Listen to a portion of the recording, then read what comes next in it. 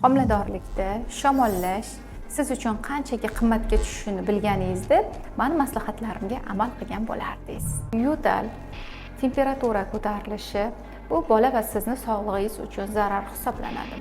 Ya'ni kuchli yo'tal qorin sohasida og'riqlarni bo'lishi, qorinda qotib qolishi, hatto amnion pardani yirtilish holatlarigacha kuzatiladi. Natijada ayolda suv ketishlar bo'ladi. Bu bola va sizni sog'lig'ingiz uchun xavfli hisoblanadi.